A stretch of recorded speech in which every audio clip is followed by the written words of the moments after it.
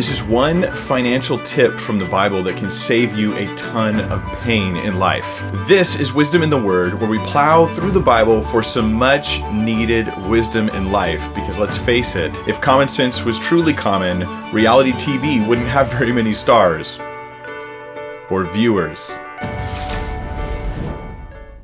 The tip is this: do not cosign alone. Now, most of us know how this cosigning thing works, right? Party A needs money for an investment or home or something like that. And then Party B, that's the bank. They have the money. So Party A goes to Party B, says, hey, bank, can you give me some money? Now, Party B, they know their stuff. And they say, statistically, this person's probably not going to be able to pay back this loan. And that's where you come in, you're Party C. So what you do is you cosign the loan for Party A. And the bank says, when Party A can't pay, you get to pay. This is the thing that we're not to do, and believe it or not, the Bible actually has a lot to say about it. So right now, I'm going to share with you 3 Bible passages that teach about why we shouldn't cosign loans, and then I'm going to give some advice for the person who's already cosigned a loan, because there's literally a Bible passage written just for you on what you should do next. Proverbs 11:15 says, whoever puts up security for a stranger will surely suffer harm, but he who hates striking hands in pledge is secure. These terms, security or striking hands in pledge, these are just synonyms for cosigning a loan, where you offer your goods to pay if their goods don't. The biblical advice here is to hate it. Like, this is your attitude. Your attitude should be, I hate cosigning. I hate even the idea of cosigning. I have a natural aversion against cosigning. So whether it's family, friends, strangers, you just want to be very much avoiding this kind of thing altogether. Our second passage today says the following: be not one of those who gives pledges, who put up security for debts. If you have nothing with which to pay, why should your bed be taken from under you? This is specifically for the scenario where you're cosigning, but you're thinking in your mind, if they ask me to pay this debt, I won't be able to. Proverbs says in that exact scenario, do not do it. Meaning that the flip side of this is true. If I'm going to cosign a loan, I need to be ready to pay the full debt that is incurred through me cosigning this loan.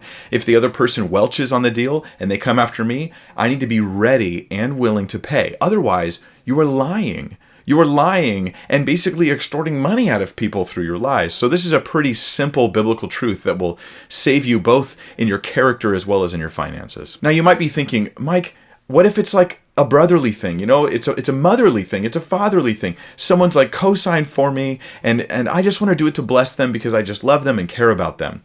Well, there's a verse for that. A friend loves at all times, and a brother is born for adversity. One who lacks sense gives a pledge and puts up security in the presence of his neighbor. Do you see the first part, verse 17, is saying, yes, it's true that brothers are born for adversity, that we're to help each other in hard times. But verse 18 balances this out by saying, but don't give a pledge. Don't put up security. Don't do it this way. This is not the best way for us to actually help people out by cosigning. Just give them some money if you love them that much. Do something else, but don't put your own financial future hanging on someone else making payments. Now, the book of Proverbs is actually about wisdom, not as much just solid rules. So there may be a time to cosign, but it certainly isn't when you can't afford it. It certainly isn't just because you love this person.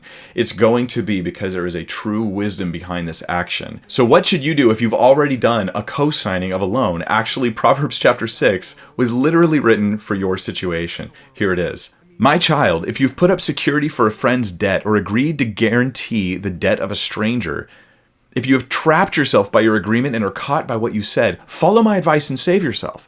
For you have placed yourself at your friend's mercy. Now swallow your pride, go and beg to have your name erased. Do not put it off. Do it now. Do not rest until you do. Save yourself like a gazelle escaping from a hunter, like a bird fleeing from a net. So what is the biblical advice? It's like, get this dealt with now. Go do a Google search right now on how to get out of cosigning a loan that you never should have signed. Do it right, do it properly, do it wisely. But you've set yourself up for some pain, and maybe you can get yourself out of this situation for the honor of God. This was Wisdom in the Word, where we save you from bad loans, one verse at a time. Would you like to do a verse-by-verse study with me through the book of 1 Peter? Go ahead and click on this card up here, and we can begin right now.